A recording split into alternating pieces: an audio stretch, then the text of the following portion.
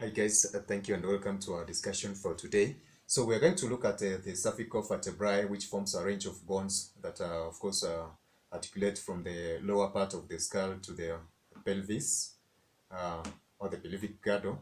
So therefore we are going to look at they are being given in different colors. We're going to look at this one set of bone which we refer to as the cervical vertebrae.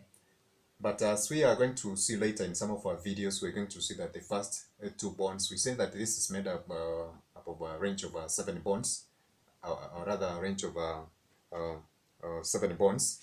And the first two, which is of course the atlas and the axis, are going to be distinct in such a way that they're going to form different parts which are going to assist for articulation of this specific part of the neck.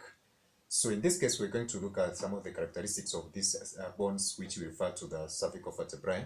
And in our illustration, we're going to see that different names are going to be used to refer to the specific plan, which we said, which basically form part of what we had said, which is the centrum.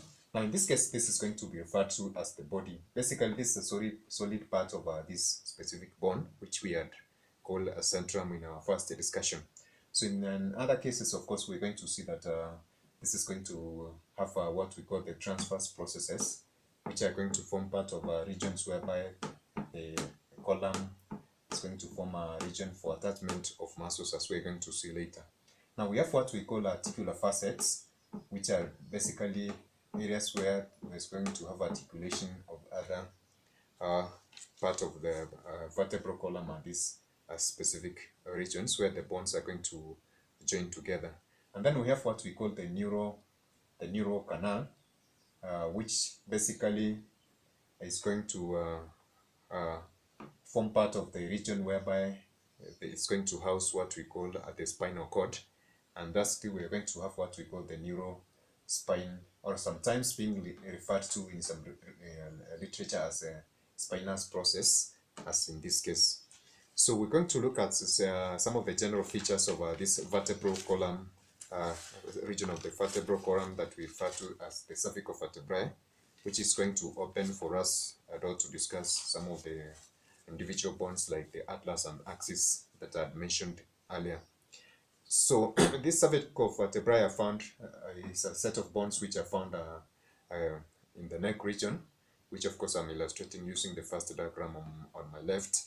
And then we're going to see that it's made up of a range of 7 bones, as I had mentioned. And there are 2 distinct bones for the axis, and the first and the second one for the atlas and axis, respectively, which of course we're going to look at later in a different video. Now, one of the characteristics that we're going to see for these cervical vertebrae is that they have a broad and a branched transverse process, as we can see in this specific case. Of course, I've mentioned that its function is for attachment of muscles, and in some cases we're going to see also that they are going to form part of areas whereby there's going to be attachment of ligaments. For the case of the first 2 set of bones that I've mentioned, they have a short neural spine, which we have referred to as the spinal process in this specific case. And lastly, we're going to see that they have a wide centrum and the neural canal. So this is the neural canal. So the wide centrum, which is a body part of this, of course, assists also in articulation to other bones, and also it provides a surface whereby it's going to provide support for other upper regions of the exoskeleton, like the skull that we had mentioned earlier. Now, in our preceding videos, we're going to see that we're going to discuss these individual bones and their set of characteristics, as we have said for this in the case of this cervical vertebrae. And until we exhaust this, so that we can be able to appreciate how they coordinate with one another in order to play their function of supporting the upper and the lower region of the human support system. So catch us in our next video as we're going to discuss the concept of atlas and axis, which basically forms the first 2 sets of the cervical vertebrae, as I've mentioned. So that is it for now. Bye guys, God bless you.